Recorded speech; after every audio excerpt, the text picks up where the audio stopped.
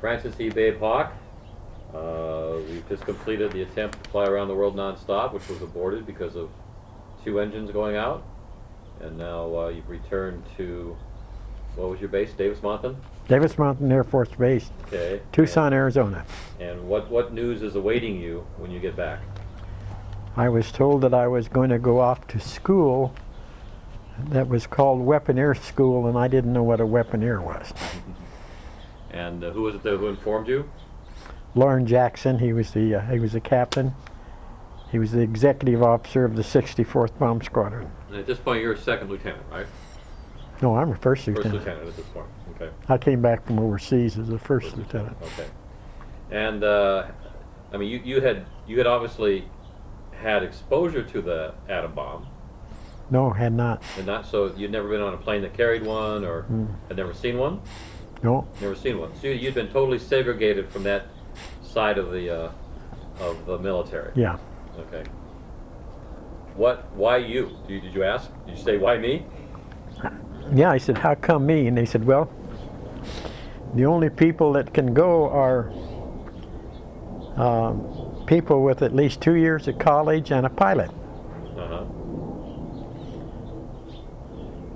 And I was one of the ones qualified.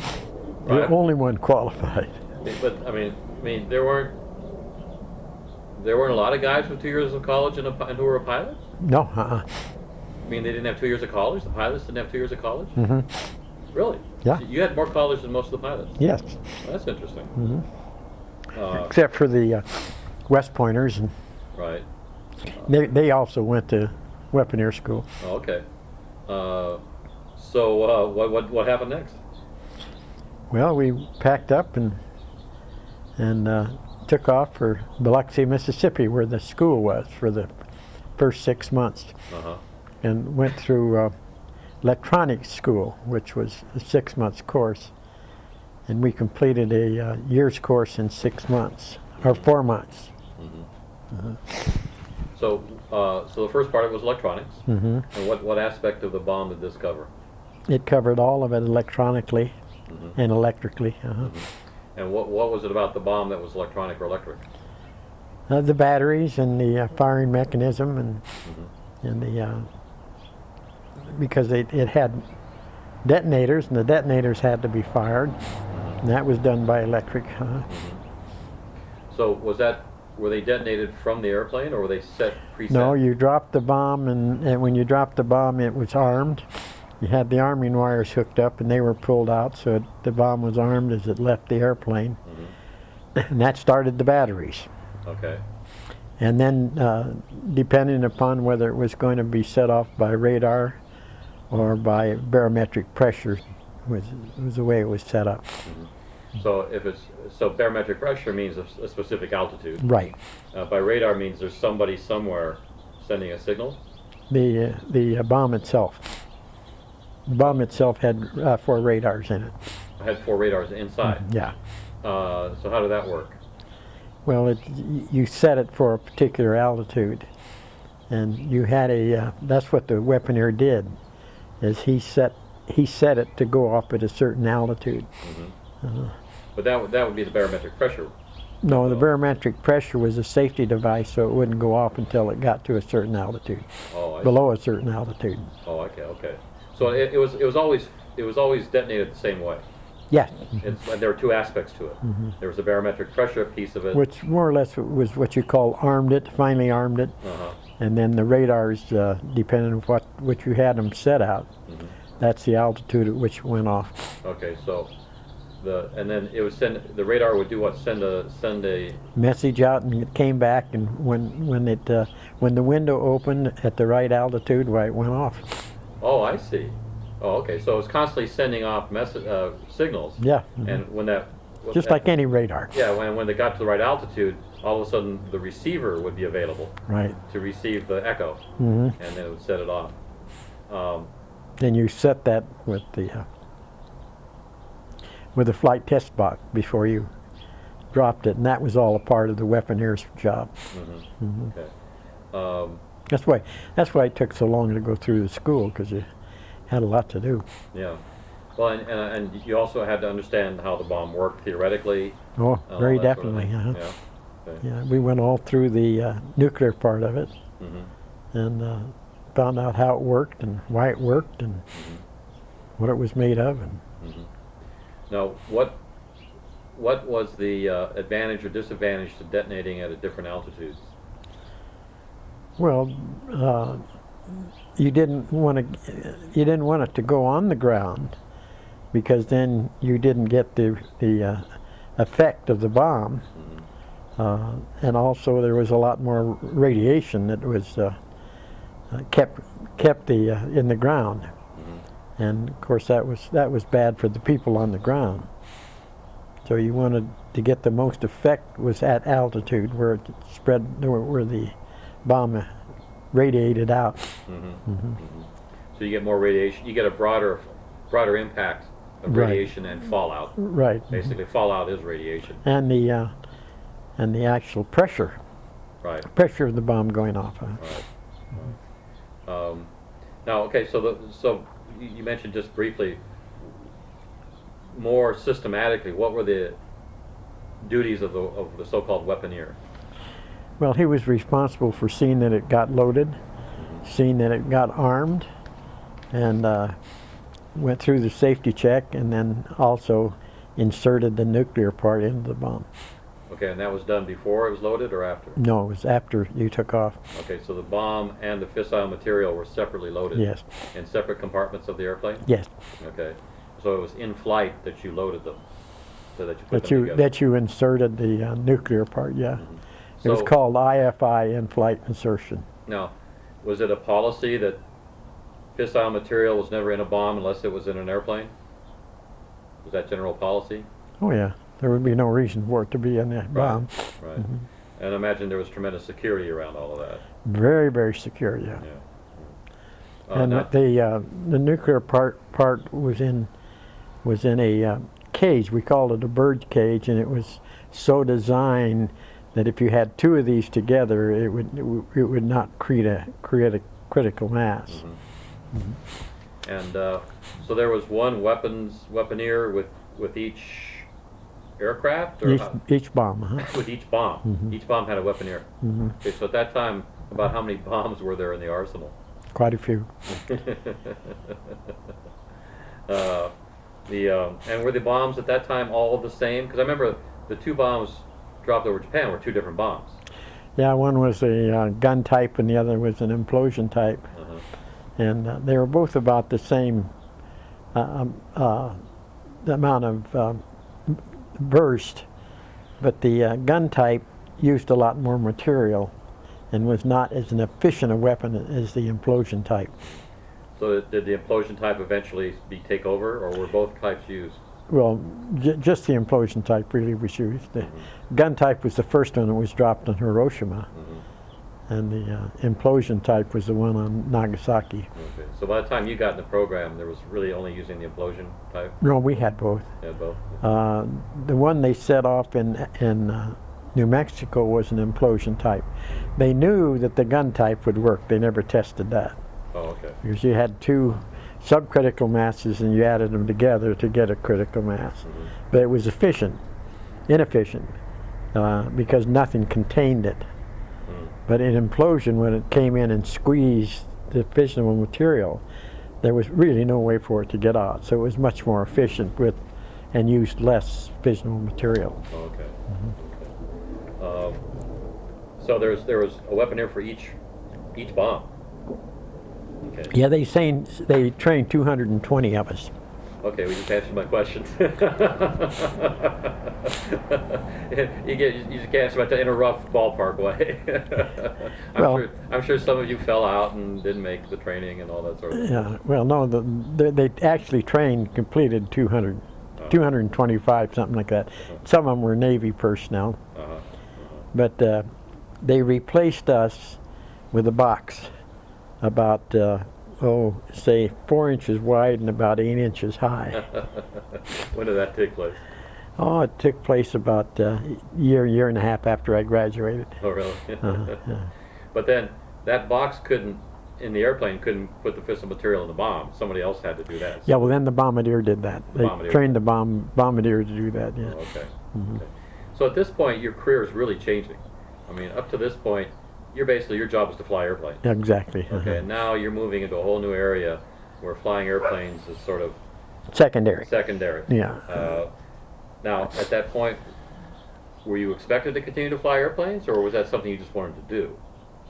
What's that now? You know, maintaining your flight status. I mean, were you required to maintain your flight Oh, yeah, pilot status sure. and to Mhm. fly, or Mhm. was that something you just wanted to do? No, you flew because of the bomb. Right, but did they have weapon? Okay, so they chose, the weaponeers were chosen because they were pilots and they had 2 years of college. But was the weaponeer actually flying the airplane? No, you could because you were a pilot, Right, but that and you wasn't, were trained in the B-50, so right, but that wasn't your job on the it airplane. wasn't the primary job. No, So my question is, I guess, why did you have to be a pilot? because they knew it was going to evolve, and the pilot was going to take over the job of the weaponeer. Oh, okay, okay. So you went to school in Biloxi, and you say the first 4 months was electronics. Yes, They crammed in a year of electronics, Mhm. and then what? Then we finished there and came home because we were TDY, temporary duty there. And then when they got us cleared and they had room for us, we went to Albuquerque, New Mexico, And this Sandia base. was still weapons school. Yeah. So your first This is the part where we got the actual bomb training. Uh-huh. Mhm. And you got cleared apparently for security clearance. Yeah, top secret. Uh-huh. And was that called a Q clearance or something like that, or? No, Q clearance was clearance for atomic energy. Oh, okay. Okay. So you get cleared. You're waiting for how long did the clearance take? It only took about 2 months. And then you went to Sandia, Hmm. and this is where you're learning the other aspects of. This is where we actually learned the bomb and we had hands-on. Mhm. With both dummies and the real thing. Pardon? With both dummies and the real thing. Yeah, we worked on what they call training weapons. Where they were inert. In other words, Right. you didn't have high explosives in them, but it looked like one, and all the aspects of one. Mhm. The high explosive was 5,000 pounds, and you had inner and you had outer, and the way they were put together was so they would fit, in a perfect sphere, and each one of them had a detonator on the outside, so that you got this implosion in. For every action, there's a reaction, and so that's the way that worked. So you had the bomb itself was round. No, the ball inside the bomb was round. The bomb itself was a bomb shape. Was bomb shaped. Yeah. Okay.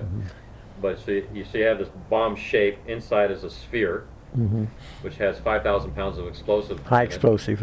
Around it, or on No, two sides of it. it was that was the high explosive, was 5,000 pounds, and right in the middle of it was the hole where you put the nuclear part. Right. And then that's the 5,000 pounds created the implosion. Implosion, yeah. That put pressure on the fissile material that then created the critical mass. That squeezed it so that it became Critical mass. supercritical. Supercritical. Okay. Now the fissile material itself, the container that it was in, how heavy was that to manipulate, to handle? Oh, it was pretty heavy. It was about 65 pounds. Okay. And were you expected?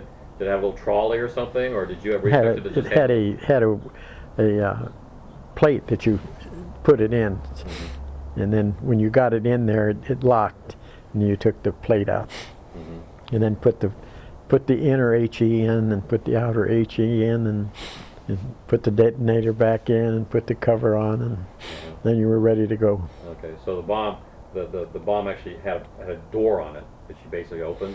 Well, it was a big round door, so that you had to take out the outer HE block and the inner HE block, You're talking about HE being high explosive. high explosive, in order to get the nuclear in. Huh? Oh, okay. So it wasn't just immediately accessible to the outside, because it had No, to no. go into the core of the bomb. Yeah, and you had to take these great big blocks apart. And how long did it take to arm it? It took about half an hour. Really? And were you doing it on your own, or did you have help? No, you did it on your own. Well, yeah, the way the equipment was designed was you could do it by yourself. I did the first one to ever be done in the air. Really? Yeah. Because the ones for Hiroshima and Nagasaki, they were loaded armed. They were different. Yeah. No, but the gun type, the one part that they could insert afterwards was done by a Navy commander on the B-29. And you did the first implosion one. Yeah, as far as as far as the design was concerned. Okay, Yeah. you were the first one to do it. Yeah, up at Albuquerque. Went up there in a B-29 and did it first on the ground. To this guy kept handing me up material, and I put it on the bomb, and I said, "Who invented this Rube Goldberg?" You know, because it was a great big Rube Goldberg. And this lieutenant colonel looked up at me and he says, "I did." Any other questions, Lieutenant? I was the first lieutenant. His name was De La Torre, by the way. That's funny. We became friends by the time it was over. So I did it twice on the ground, and then we took. With the real thing. No, it was a dummy. Okay. And then we took off, and I did it at 10,000 feet without oxygen, and then I did it again at altitude with oxygen to see what the. And again, in the air, it was also a dummy. Oh yeah, it was a training weapon. Okay, but you were the first one to do a training weapon in the air. Yeah. That's interesting. Okay. Yeah. And did you train with the real thing ever? Oh yeah, gosh, yes. And how long did that last at Sandia? That was 4 months also. It was almost a year's course with the time in between. And And you were the first people to go through it, I take it. yeah, we were the first 200 to go through. Okay. And so after that, then you graduate from Weaponeers School, and this is roughly what 1949 now we're talking about. Yeah, latter part of 1949. And then what? Then I was signed back to my base, and I was one of the weaponeers on the in the squadron. And So, but this was the same squadron. yeah. So now it used to be a squadron that had nothing to do with nuclear weapons. Now we did. Now you did. Okay. So basically, they had the bombs, they had the planes, then they had to train the people to manage them. Yeah, right. Okay. And so you're back at Davis-Monthan, and what next? Well, I continued to fly, but I was also flew as a weaponeer when we had a bomb on board, and then I became an assistant wing special weapons officer, where we trained the crews. That was our primary mission, was to train the crews on how to handle it. This was after they got the little box. Yeah. Okay. So basically, you've got the box, and now you've got. Now you don't need it. And other people having to do little things the box can't do. Yeah. Basically. The aircraft commander then was in charge of this little box, where before the box was what they called a flight test box, which was about 2 feet long and about 18 inches high, and it had 2 meters on it where you could measure the battery voltage. And then it had 28 switches on it. And then it had some ringers on it where you could actually ring in the radar to make sure they were working. What were the 28 switches for? For doing the different things for arming the bomb. Oh, okay. Yeah. And then they just invented a little back box that could do all that. Yeah, right.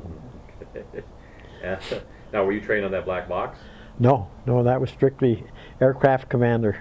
Oh, okay. They sent them to school at Sandia for the box. Oh, okay. So then you became special weapons officer assistant in the squadron. No, in the wing. In the wing. I'd already been the squadron weapons officer. Okay, so now you're the special weapons officer for the wing, sort of coordinating all that, making sure everybody knows their part. Yeah, because a lot of these guys had never seen a bomb before. And so they would come out and we had a bomb, in the training room, so they get hands on. You know, it was a training weapon. It wasn't a real one, but they could get their hands on it and touch it and see how it worked. And by that time, they had done away with the radars and the Yagi antennas on the outside, so it was a clean weapon. Yeah. And okay, so you're doing that through 49. Then the 303rd Bomb Wing formed on the base, and they needed a wing special weapons officer, so I transferred from the 43rd to the 303rd. I'd been promoted by that time to major, and I became... So you were captain, promoted to captain after weapons school, or? No, I was the first lieutenant, and then I made captain in 1950. Then I made major in 1951. Oh, okay. Now, in Davis-Monthan, you guys were flying missions and training, I'm sure, with the bomb. Yeah. Was it always with the training bomb, or did you ever fly with the real thing? No, we flew with the real thing, but we actually dropped training bombs, or obsolete bombs that were the real thing, without the nuclear in them. We dropped those down at Eglin. I dropped 13 of them. Really?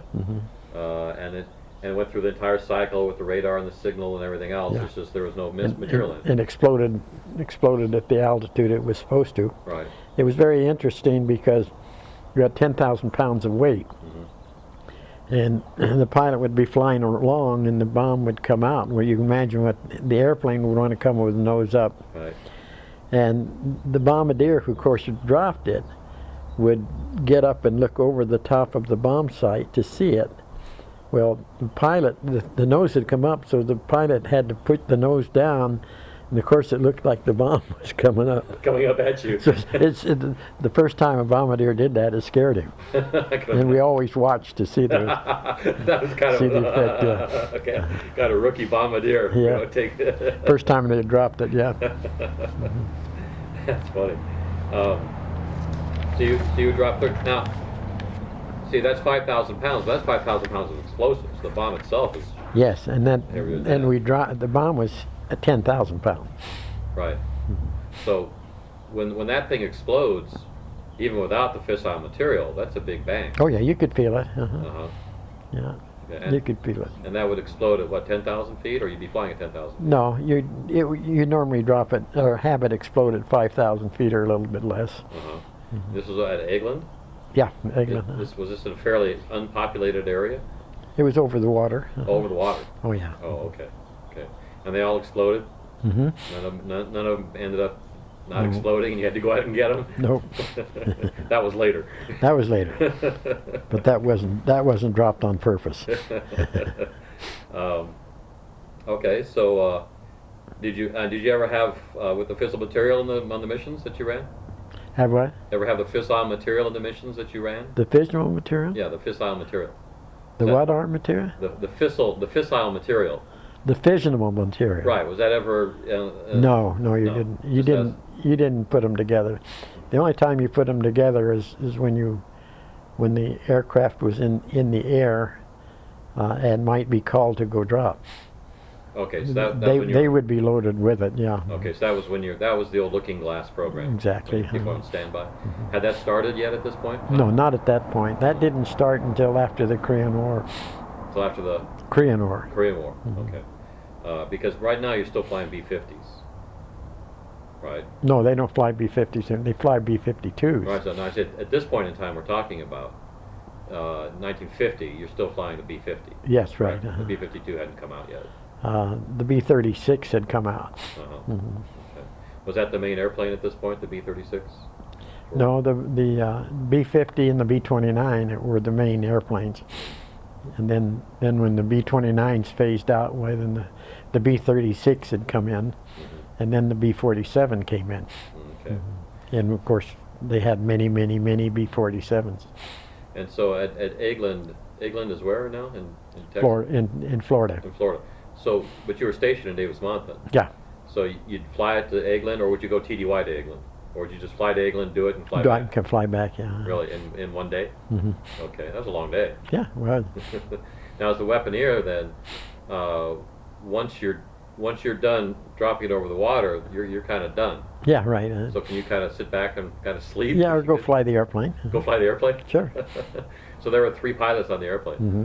Okay, you kind of take turns flying? Yeah. Because they were probably tired flying over. Sure. Mm-hmm. Okay, so how long did this go on? This went on till I was. I went to several schools. Mm-hmm. One was weapons effects school, which learned exactly what the effects of the bomb would do and how to target them, Mm-hmm. is what it was. And I went to that school and then came back. And in the meantime, we'd gone to Guam at the outbreak of the Korean War. Mm-hmm. And that's where I spent time in in Tokyo. And Well, we'll get to that. oh, okay. When you say how to target the bomb, what does that mean? How to decide at what? What height to explode it? Uh-huh. Okay. It depended upon the hardness of the target. Right. Right. If it's a population center versus a missile We silo. didn't drop on population centers. Population centers were never targeted? No, never. I Okay. told you that before. Well, I know. I just want to get it on the record. Because I was taught that, in fact, that was part of the whole mutual assured destruction doctrine, that you target didn't want to- population centers and you don't target weapons. That was a bunch of bull. They didn't know what they were talking about. Okay, interesting. So you were always targeting military targets, basically. Military, mostly military targets, and especially control. Mm-hmm. And as Radars, communication. well, and command and control, Right. and that's where you got into bombing populations, because your command and control a lot of times were in big cities. Right. Right. So that's where they got the idea that we were bombing populations, and Yeah, that's but- not true. But you would never. We didn't. You didn't have the bombs to do that. Mm-hmm. You only had enough to get the hard targets. Mm-hmm. Mm-hmm.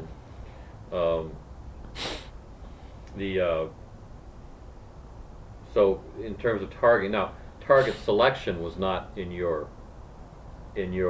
job description. Well, not so much as the weapon to use, Uh-huh. So basically, and at what altitude to set it off. right? So they would basically describe the targets, and then based on that you would decide how the weapon was to be. Yeah, what size weapon to use, and Uh-huh. what weapon system to use, because you didn't use just one weapon system per hard target, Mhm. because your chances of getting there was about 50%. Mhm. So to ensure you're having at least a 75 or 85% destruction, why you targeted more than one type of weapon system. So that means there was more than one type of bomb. Yeah, Okay. exactly. So but they were all implosion devices. Yeah, But just we say delivered differently. Was that the Exactly difference? right. How it was delivered. and they were different sizes. Right. So when they were delivered, so I mean, one way of delivering it was to fly over it and drop it. What were other ways of delivering them? To have it on the airplane and it would drop off and go to the target. Mhm. In other words, air to surface. Okay, I'm not sure what the difference is. Well, when you dropped a bomb, you actually went almost over the target and dropped it. Mhm. But an air to surface, you shot the bomb off, and you didn't go over the target. Oh, so it was on a missile, basically. More or less, yeah. Oh, okay. Okay, so okay. Now, was that basically a guided missile at that point? Probably wasn't. It just its own momentum would take Right. it. So it was basically a ballistic object once it Exactly. left the plane. Okay, so it didn't have any of its own guidance or power. No, Oh, okay. Okay.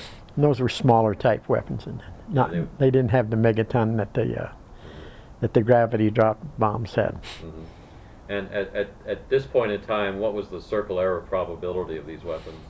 Oh, we could get it down to about 1,000 feet. Really? So you figure at the most, if I'm 1,000 feet off, how big a bomb am I going to need Yeah, to destroy the exactly. target if I miss by 1,000 feet? And that was a Yeah. part of the targeting process. Yeah. so Okay. Yeah. I can That's see that. that's what you learned when you went through weapons effects school. Okay. And then of course you learn about the effects of radiation and fallout and secondary effects, things Yeah. like that. Okay. Had there been a lot of studies of the effects of Hiroshima and Nagasaki Oh yes. that Yeah. you were given access to? And Yeah, we got to see the photos of the tests and the photos of the actual drop of the bomb. And, Do you see the photos of the effects of it on the ground? No, it didn't have any at that time. It was strictly all on the ground. We weren't there. Yeah. Okay. So you're going to these different schools. Now, when did you go to survival school? Well, I was a crew member before I went through weaponeer school. Oh, okay. Describe that a little bit. Well, we went to Colorado Springs, and they outfitted us to go through the survival school, and we were about 8,000 feet. So, and we were in the wintertime. We were January. So this is mountain winter survival. Coldest winter in history. Is when we were there, and they would take us to a point and said, "Okay, now this is where you bailed out. Now this is where you have to go." And you got They wouldn't break your leg or anything. No, you almost did. But they said, "Now this is where you've got to go," and they gave me a map. And so this was called escape and evasion. Now, had you been trained, or they just say here, like This throw was you into the water? this was the training. This actually was the training. Yeah. Yeah. So you as a crew survived. You walked. And didn't get anything to eat, of course, except what they call pemmican. They issued that, and it was about 80% fat. And it was very hard to swallow. But we walked for almost 2 weeks. 2 weeks? From east to west. And of course the mountains go north and south. So we're going over the top. 2 weeks? Well, the whole thing was 2 weeks long, yeah. I mean, but before they put you in that spot and said this is where you bailed out, there was no training before that? There was no classroom session? No, they trained us how to hike. The best way to hike, and it was very good. It was very interesting, and we learned a lot. And then how to put up a tent using your parachute, how to make a backpack with the straps off your parachute, so you could carry the parachute and your stuff. And you took off. Fix your microphone's under your shirt. Oh. Okay. And I've got some pictures of us up there. I don't know where they're not in here. I noticed. And so the whole course was 2 weeks. How long about were you walking? Actually walking? A little over a week, almost 9 days. It was tough. I lost 15 pounds. I was going to say, you lost 15 pounds. Yeah. And you had your radio, which had a generator, which was very heavy. You had to carry it. And that was strictly for emergencies, in case somebody got hurt or something. Then you could radio and get help. Otherwise, though, there was no way for them to monitor you. Well, they had instructors that would monitor us, and they would come up, say, in the afternoon when we had stopped, and set up our shelter halves with the parachutes that we had, and we could build a fire. And were you allowed to build a fire? Yeah. That's yeah. Nice. Oh yeah, it was cold. Because it was evasion. Yeah. You know, in a real evasion situation, you might not want to build a fire. Well, then we had to go through the front, where the enemy was. Oh. Good. And you had to creep and crawl and. Okay, so they set up a front. And evade. Yeah. Oh yeah. They had the enemies, and the guys that got caught, they treated them pretty badly. We didn't get caught. Really? Yeah. Now it's interesting. During going back to the war, you were taught if you were captured, what could you tell your captor? Name, rank, and serial number. That was it. Now did that evolve over time? Oh yeah, especially after the Korean War, and you could tell. You could just talk to them. You know, they probably knew anyhow. So, what difference did it take? Tell them how old you were and where you were born and what outfit you came from, because they already knew that. So the instructions were very much more liberal when after the Korean War. Okay. So you're on survival school. You make it through the enemy lines. Yeah, we made it through. Okay. Now you say some of the guys were treated roughly when they were caught. How, Yeah, they were caught and they were thrown into a enclosed area, so they couldn't get out, and they weren't fed, and they were interrogated and pushed around, and it was pretty rough for them. Was it? But we didn't get caught, so we didn't Yeah. go through that. Did you know that you would go through that if you were caught? Yeah.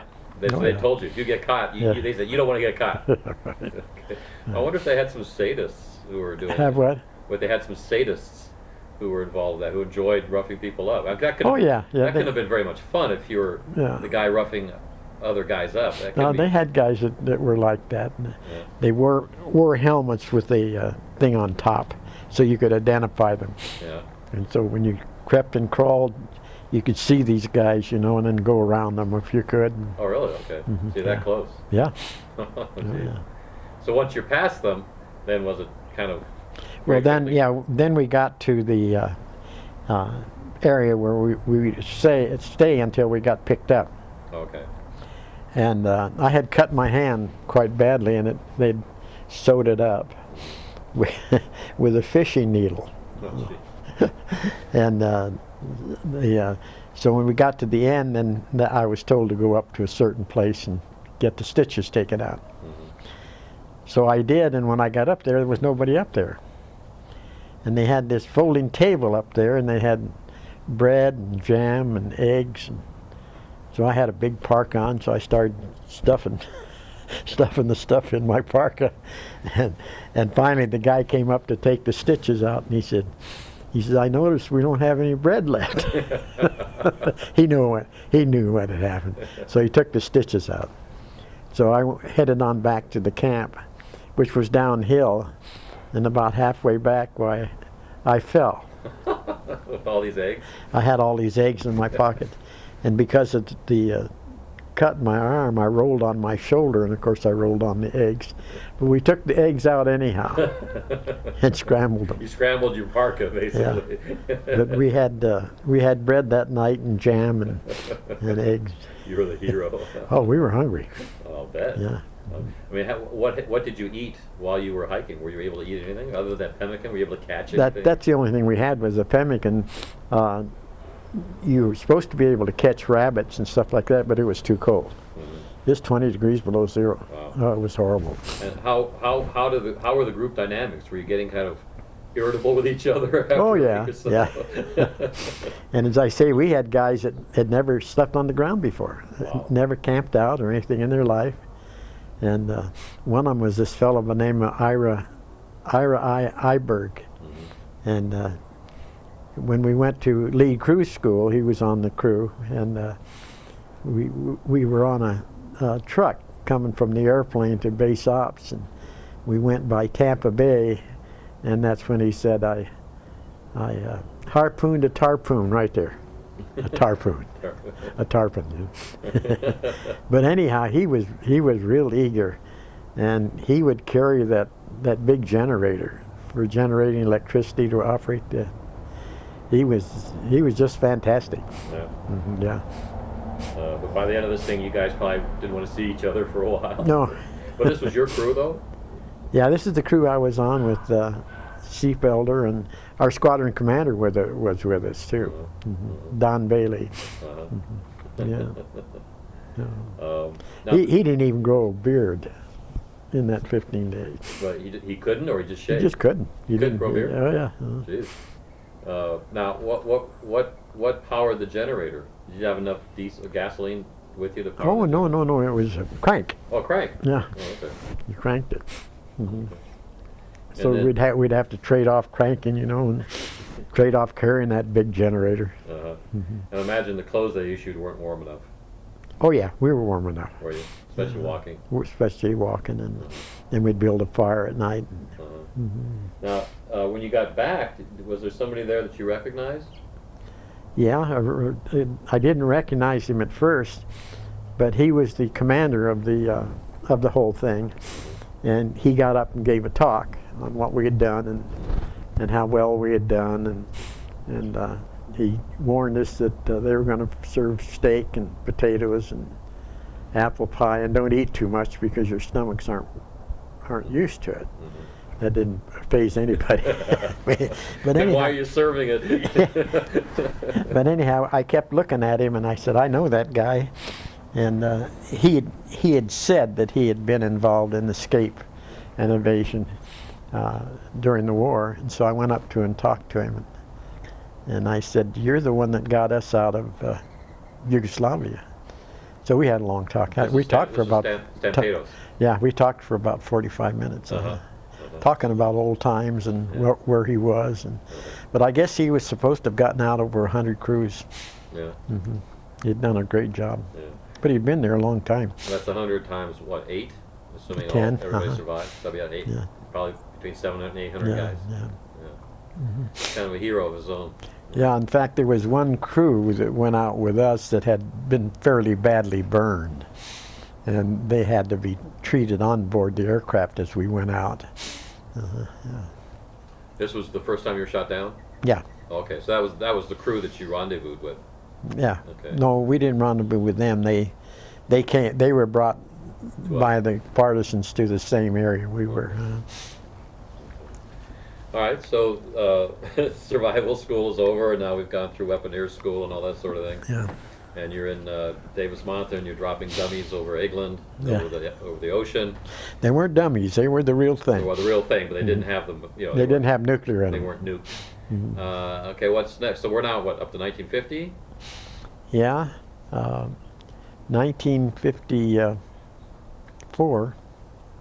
Oh, in the meantime, we had gone TDY to England twice, and Greenham Common, and then we came back, and then I got assigned to Command and Staff College, and that was a 9-month school, almost a year.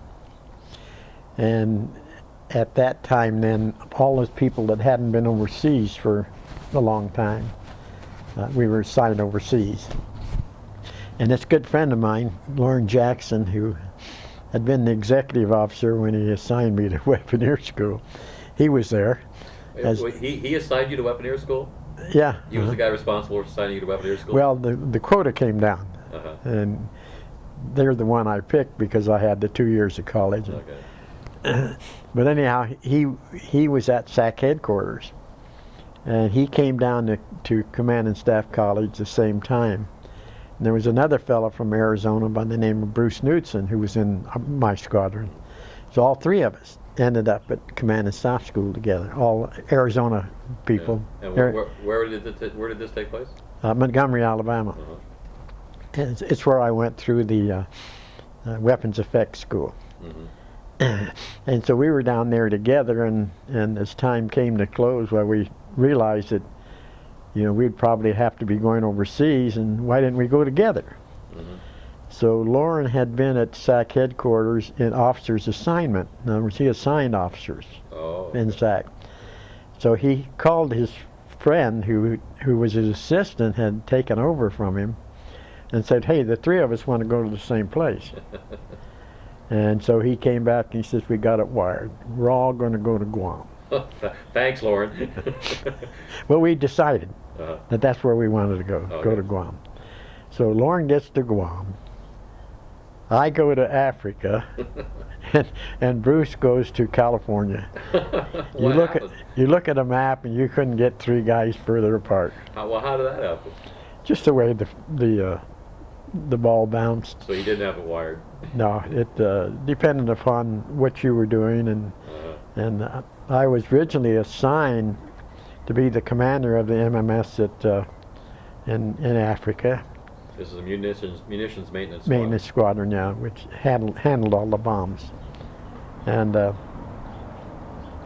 but before I got there, they changed my orders to City Slimane, to operations, and I became the operations nuclear weapons officer at 5th Air Division then. But wait, we just skipped over several years, though. Pardon? We just skipped over several years. What year did you go to Command and Staff College? In 54.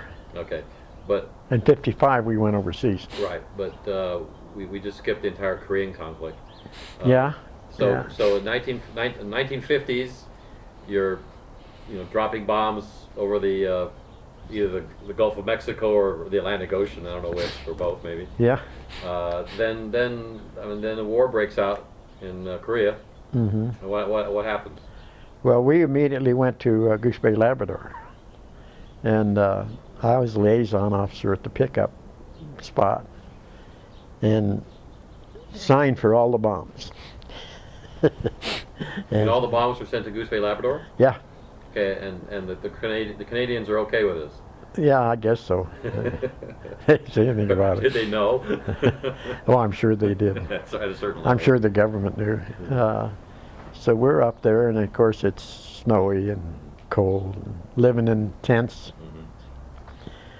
Just the same tents I lived in Italy.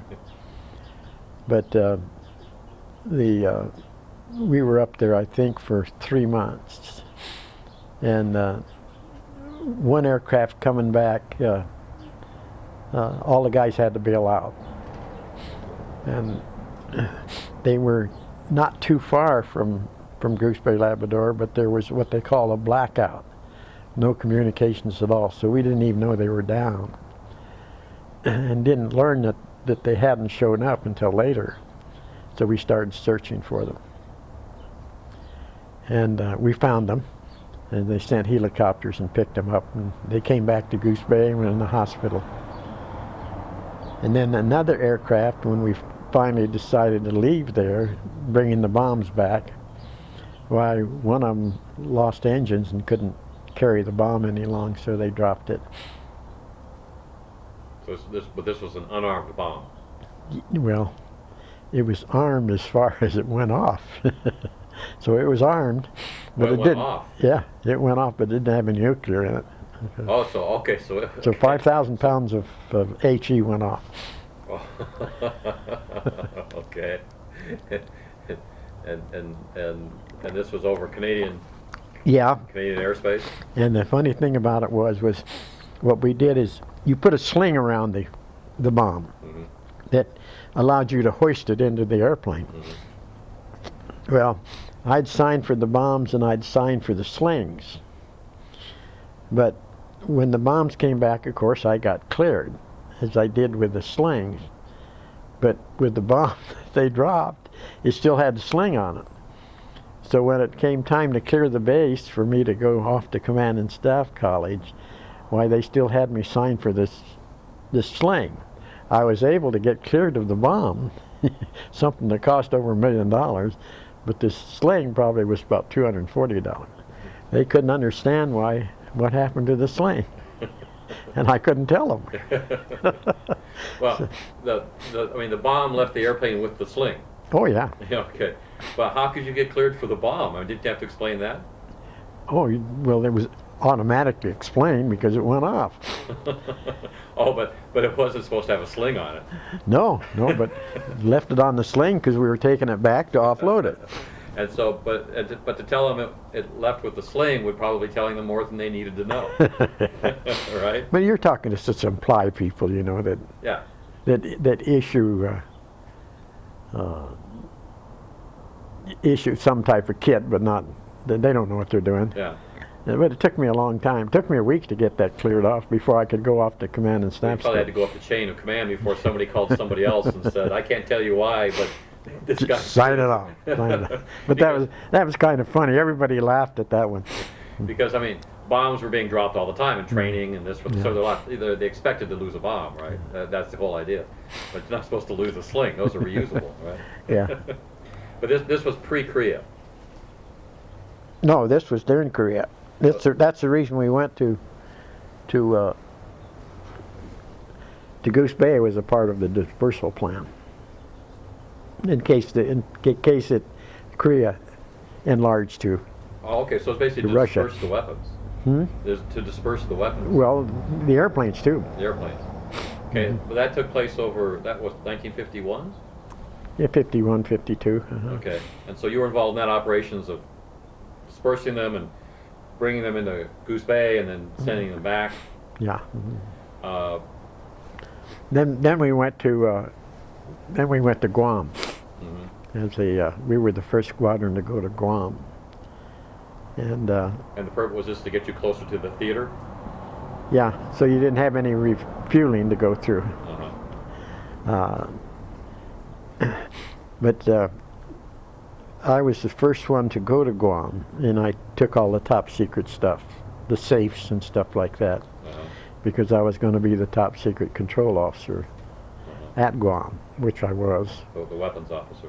Yeah. As a weapons officer, yeah. Uh-huh. And so I got there with the safes and the top secret material and went into C-124. Now, what would be in the safes? All the war plans. Oh, okay. Mhm. So again, we're preparing now in case of a larger conflict. Yeah, Yeah. exactly. And so then the bombs were moved to Guam along with the nuclear material. Well, we won't talk about that. Well, obviously they were, otherwise you wouldn't have been there. And then, and so then, what at that point are you just flying kind of training missions out of Guam And yeah, and during training, and then I acted as executive officer for the squadron too. Okay. And how long were you there? We were there for 3 months. And then where'd you go? Went back to Davis Mountain, and another squadron from Davis Mountain took our place. Okay. And then what? Then they came back, and the third squadron went over, and then the third squadron came back, and we were the first squadron, so we went back again. Okay. Well, weren't you at some point in Japan? Oh yeah, that was interesting. When were you in Japan during this part? Well, I was there several times. So you fly from Guam to Japan? And what was the purpose of that?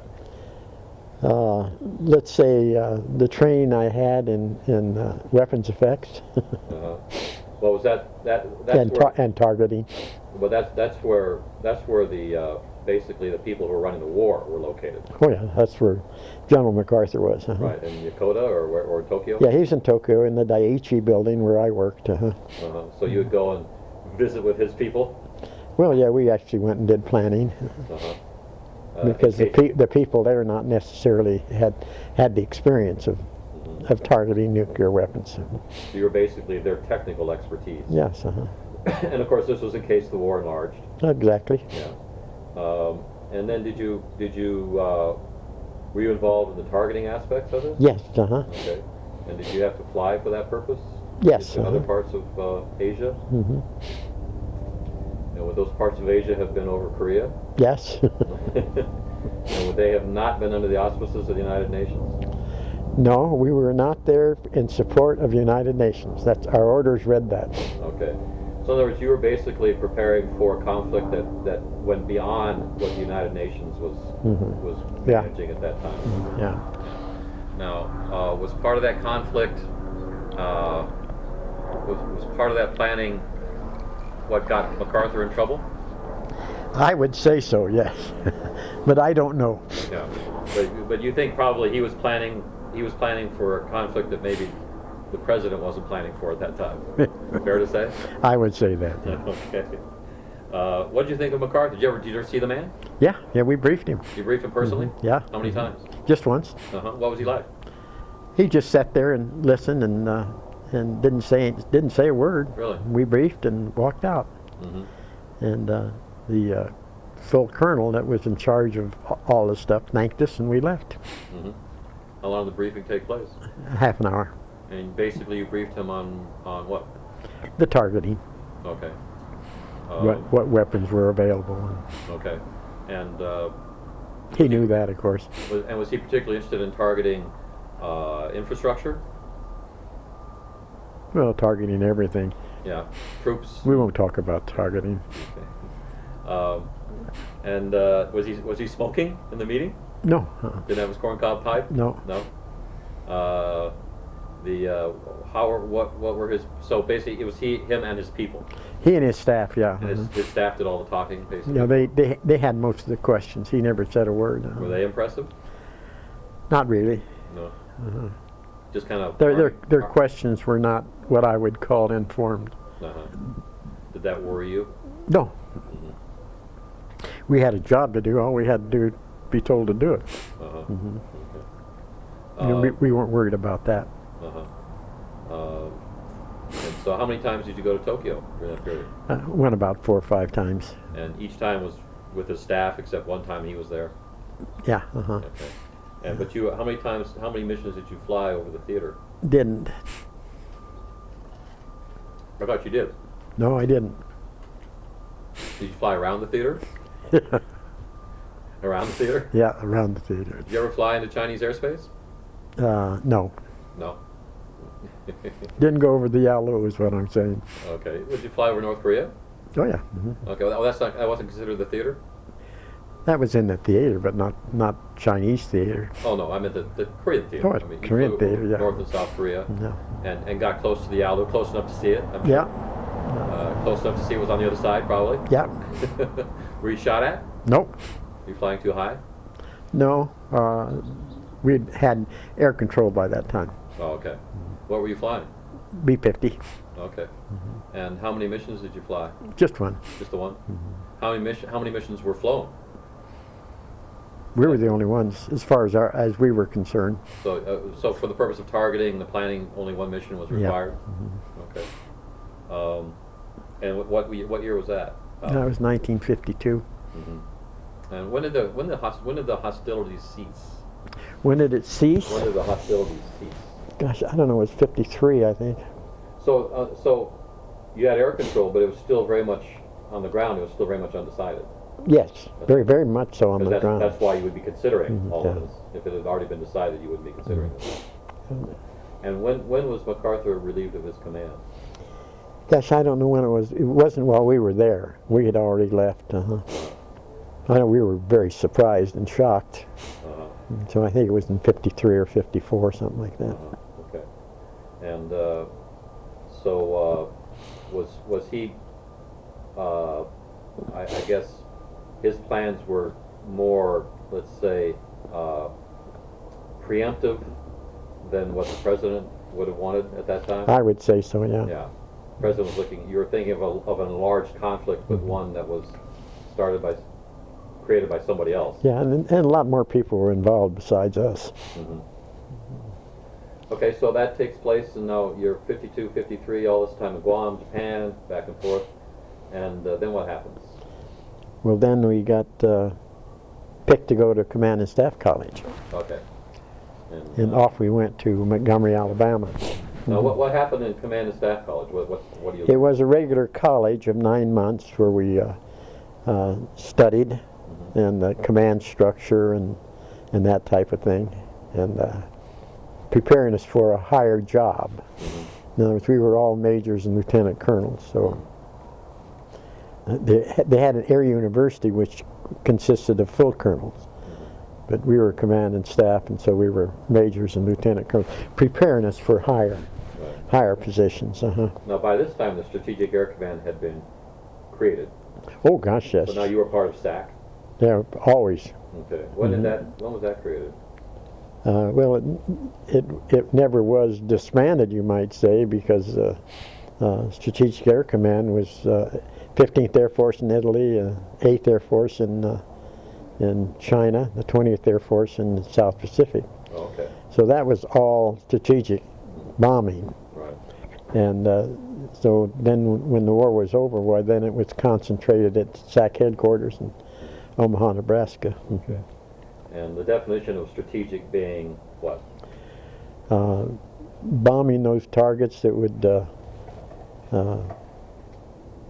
convince the enemy their will and capability to fight.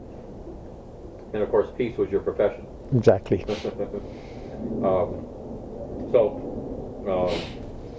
So basically, this is the school you kind of have to go through to get to your higher office. Right. And at this time, you're still flying a lot. Well, not too much at this time. Just getting our 4.5 hours in a month. Okay. They just couldn't take care of all of those officers that were rated with the number of aircraft. We flew V-25s there. So command and staff is how many months now? It was 9 months. Okay. And you graduate from that, and that's when you're we were assigned overseas then to Sidi Slimane, Morocco. Okay.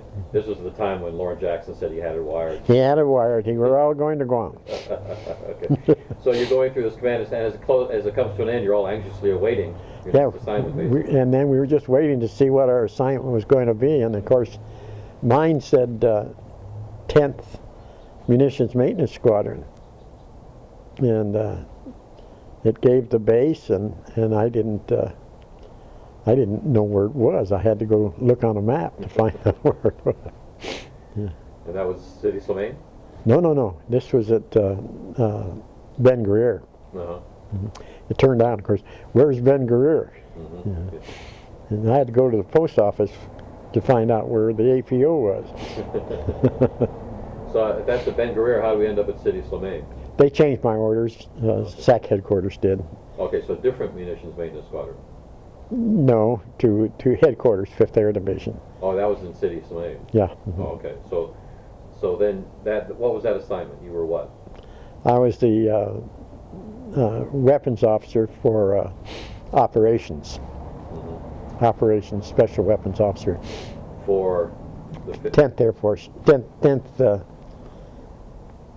10th Air Division. 10th Air Division of the Strategic Air Command. Strategic Air Command. Yeah, in other words, we had all the bases under us. We had Sidi Slimane, Nuastor, and Ben Guerir. Okay, but were all these in Morocco? Yeah. Okay, were there any others in the Middle East? No, not at that time. So this was basically the sum and substance of the nuclear presence in the Middle East. Yeah. Mhm. Okay. Now at this time, the Navy was pursuing their nuclear program, I guess. which was I don't know anything about the Navy. and the Army, of course, had their kind of tactical, I guess. pursuing Yeah, if you could put it in a 45, they were happy. or a howitzer. We used to kid them about that. Okay, but so basically there was no coordination, no interaction that you were aware of at your level anyway, No. with any naval forces No, or armed yeah. forces in the region. As far as you knew, there were no nuclear weapons in the region either, other than yours. Well, I knew. Hmm. Were there? Did the Navy have nukes? Won't confirm or deny. Okay. But would they have been, if they had them, would they have been carrier based or submarine based at that time? They'd been carrier based. Carrier-based, Yeah. And submarine, too. So, okay. Was the Polaris around by then? I don't remember. So you're showing up in Sidi Slimane. You're now the operations special weapons officer for basically the Middle East, which was really Morocco at that Yeah. time. Who was your commanding officer at that time? A fellow by the name of Nazaro, Nazzaro, General Nazaro. Right. Where is he located? He was our boss right there Okay. in Sidi Slimane. Okay. And he would have been what? He was in the same building as I was. What was his position? He was commander of the 10th Air Division. 10th Air Division. Okay. And then who was the base commander? Oh, at that time I forget who it was. I can picture him and see him, and Now, what was General Compton's role at this time? he replaced General Nazaro. Oh, okay. He came later. Okay. So basically, what was your job? My job was to make sure that all the operations capability were there for the mission that was assigned to us. Under the whatever war plan was in place at Right. the time. Now, at that time, you weren't responsible for writing the war plan. No, that was all done. That was all done back in the States. And so basically, you were told, okay, this. What were you told, basically? I was told everything. Oh, okay. Yeah. Okay. And then you were just responsible. Then the wings would come over Uh-huh. and stage out of the 3 bases. And so was there just a lot of training going on and that sort of thing, or Well, mostly they were on alert. just on alert? Yeah. Did you keep planes in the air? No, not at that time. Everybody was on the ground still at that time. Okay. And then something happened. Yeah, we had an Able, Baker, and Cocoa type alerts, and they would call the crews, and they would say Able, and the crews would go out and get in the airplanes and report that they were ready to start engines. And then Bravo was, they would get in the airplane and actually start engines, and said they were ready to taxi. And at COCO they would actually taxi. Well, they had a COCO alert in this one airplane. The rear two wheels collapsed, and of course the sparks on the aircraft from skidding along set off the Ado bottles and actually started the aircraft on fire. And they got about halfway down the 14,000-foot runway. There's a 14,000 foot runway. Yeah, and they got out. Yeah, they got out, but the airplane is there. The airplane almost completely burned. With a bomb on it. Yeah, that's what they tell me. With the fissile material on it. What? With the fissile material on it. That's what they say. Okay.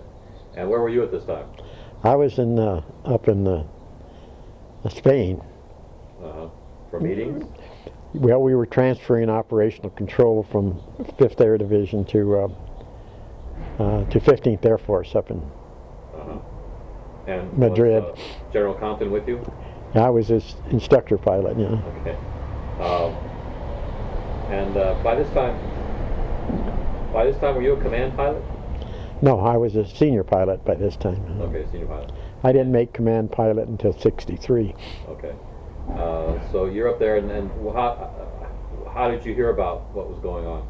Well, we were actually in the command post transferring operational control, and of course 5th Air Division was under 15th Air Force, and the control room at City Slimane called to the control room in Madrid and told them, and of course they told me, and I knew what was going to happen, so I got a transportation, went out to the airplane to get ready, and sure enough the general showed up, and we took off and flew back to City Slimane. And how long a flight was that? It's only about 3 hours. Okay. What was the conversation like in the airplane between you and the Well, general? we kept in contact with the different bases going down, and with 15th Air Force headquarters, and then eventually with City Slimane. We knew the airplane was burning on the runway. So when we got down to the air base, the general called and said he wanted a straight-in approach. So I called the tower, and they said, "You can't land." And I said, "There's an airplane burning on the runway." Yeah, and I said, "Do you want to tell the general that?" And the tower said, "No." So of course, you know, with a C-47, you could stop in 2,000 feet, so we had no problem. So you stopped well before the airplane. Yeah. But you could see it burning, obviously. Yeah. Now, what was the general's concerns? What kinds of questions was he asking you? Well, the deputy commander decided that he was going to evacuate the base. So he actually evacuated the base, and the families all left. And they had a evacuation plan where they were to go, and they all went where they were supposed to go. And that had happened by the time we got there. And the colonel was criticized for it, but not by anybody at City Slimane. The reason for it was the disturbance that was caused in the country. Oh yeah, yeah. They didn't know what was going on. There was a political impact. Yeah, and they were told it was a practice evacuation, but it was the first one that they ever had. and they never had another one. Yeah, so we had to brief the Mohammed, the head of the government, came out to the base, and we briefed him and told him what had happened. And he was satisfied. You tell him what really happened, or did you tell him there was a... No, we told him what had happened. Oh, okay. Yeah, because he had to know. Okay. And then the SAC sent out an investigation team looking for fissile material? Yeah. That you can't confirm or deny was on the plane? Right. and in the meantime, how did you handle all this? What was your role in all this? Well, I was the operational special weapons officer, so I had to go out and try to determine whether there was anything left of the or not. And of course, the commander of the munitions maintenance squadron, who was signed for weapons, he was there, and he sent a first lieutenant with me, and we went out and took pictures, developed them in my kitchen, and we had them ready for when the SAC people got there. We could show them what was left, and they were still convinced that they were going to find that the stuff. They never did, of course, because it was all burned up. But you went out there with no protective clothing or anything like that, or? No. We had Geiger counters. And were they buzzing? Oh, yes. And you're still out there without any protective clothing? No. That wouldn't happen today. No. And were people concerned about it at all, or that's just what you were expected to do? The people didn't know anything about it. The people around who are expert, who are there was no sense of, gee, maybe we shouldn't be doing this, maybe it's not healthy? Not so much, no. It probably wasn't a big bomb. Probably wasn't what? A big bomb. What's a big bomb, Frank? Well, compared to, within the stockpile at that time, was it one of the larger bombs or smaller bombs? We won't confirm or deny. Was there more than one on the plane?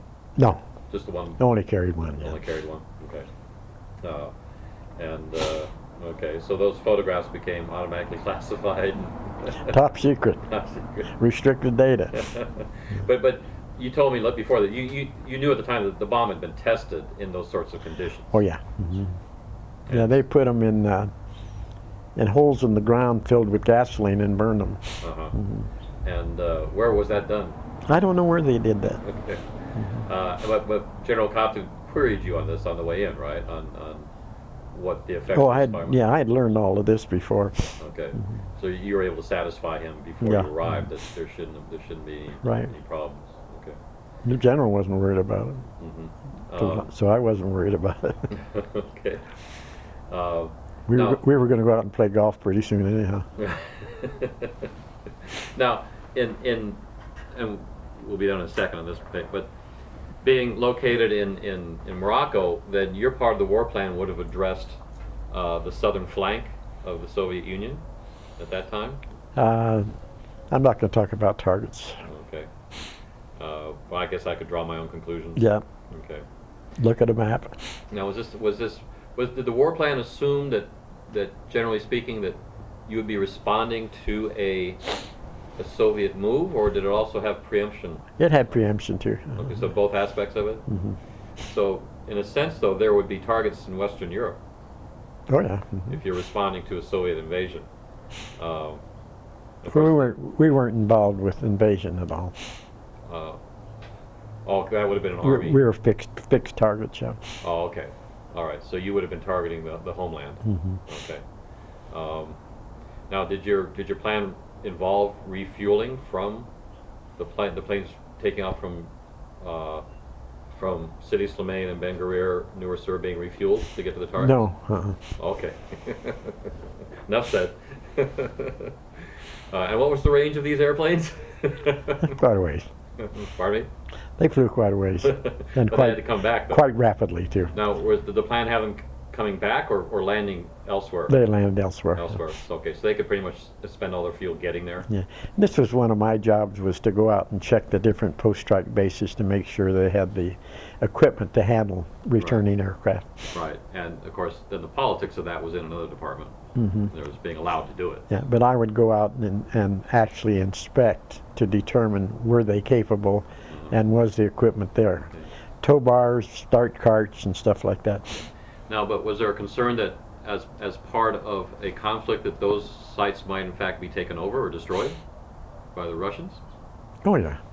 So you'd have maybe sites that weren't available then. That was always a risk. Yeah. So there were secondary and tertiary sites probably. Anything else of note happen in Morocco that you want to talk about? That the biggest one was when the Israeli and the Arabs went to war. Over Suez? Yeah, and that was quite a fiasco. Yeah. I was on the airplane getting ready to take off. It was a C-47, to make the mail run, and I was called by the tower that that somebody else was going to come and fly the airplane, and the general would be there in a few minutes. So, so I got out of the airplane, and the general drove up in his staff car, and I went and joined him, and he showed me the top secret message about what was going on. Uh-huh. And I looked at the target list, and I said to him, I said, "Who's the enemy? Who's the enemy? Who's the enemy?" Why? Because they had targets all over. Uh-huh. And so that made him mad. Oh, really? Yeah, oh, he got real mad. This was General Lazaro. Uh-huh. And so then, so we discussed it a little while longer, then he realized what I was saying. Mm-hmm. And so then we went on back to the headquarters and made preparations. Okay, well, let's explore that a little bit. You said you were getting on the airplane to do what originally? To fly the mail. Okay. Outgoing mail from city and incoming mail from New Sur. Okay, and now you're getting message that your mission's changed. Yeah, I'm not to take off. Okay, and the general will be there in a moment. Yeah, and he was. And you were to take him where? Nothing. He just wanted me to read the message. He wanted to know what was going on. He wanted to know the aspect because I was the target man. Okay, what did the message say? It just covered everything. About the whole situation? Yeah. Mm-hmm. Okay. And what? And included targets. Oh, and targets. And it was the targets that made you ask that question. Yeah. Who's the enemy? Who's the enemy? Can you elaborate on that? Well, the targets were all over. We're all over the place. Yeah. In support of. Well, the Egyptians closed the canal. Pardon? The Egyptians closed the canal. Yeah. Mm-hmm. Right, and so the idea was to. The targets were all over. Okay. And so then when we got back where we had clarification. Oh, okay. And another top secret message. Oh, okay. And did you do anything in support of anybody actually? No, we didn't do a thing, huh? Uh-huh. Israelis did everything. Uh-huh. Okay. But we were prepared. Okay. And the preparation were presumably in support of the Israelis, I assume. Well, but being prepared to go to if it expanded. Right, because the Russians might get involved and that sort of. Because you were strategic, after all. Yeah. Now, also, didn't you have a situation where you were flying somebody back to the base and you got on and you were in the navigator seat, and then you landed the plane, and he thought the navigator was landing the plane? Oh, that was when when the wing, we flew into Fort Worth, and we staged out of there to fly over the opening of an airfield on Long Island. Mm-hmm. And we didn't have enough navigators, so having been a navigator, they assigned me to one of the airplanes to navigate. Mm-hmm. So we flew to Fort Worth, spent the night, took off the next day, flew over Long Island, flew back, spent the night, took off to come back to Davis Mountain. Mm-hmm. Pick up our flyaway bins is what we did when we got back to Fort Worth. Mm-hmm. But a guy was being assigned to Davis Mountain, and he wanted to know if he could fly with us so he could find a place to live and so forth. And he was a lieutenant colonel. So the aircraft commander had landed the airplane at Fort Worth, and then the co-pilot come back at Fort Worth, and then it was my turn. Mm-hmm. So I'm navigating all this time, and this guy is sitting there watching me navigate and watching the pilot and co-pilot. So the aircraft commander said, "Okay, babe, it's your turn." And I have navigator wings on. And so I get up, and the co-pilot gets out, and the aircraft commander gets in the co-pilot seat, and I get in the pilot seat, and I call for straight-in approach and come in and land and taxi up and stop the airplane, and I get out, and I'm walking down the ladder, and this lieutenant colonel says to Lieutenant Ralph Ruth, he says, "Do you always let the navigator land the airplane?" He said, "Yeah, it's part of our cross training." I thought I'd die laughing. The guy didn't know that I was a qualified pilot on a B-29. And then you saw him a little bit later, right? Huh? Then you saw this guy a little bit later, right? Yeah, and of course I had my pilot wings on at that time. Did he say anything to you? He said, I thought there was something funny about this. And cross training. He said. Cross training, yeah. I hadn't gotten that memo. But there was cross training going on. In fact, I as an ex-navigator, trained pilots on navigation Okay. in the classroom. Right. Mm-hmm. But navigators weren't being trained to be pilots. No, I wouldn't think so. no, that's enough for today. Okay, thank you very much.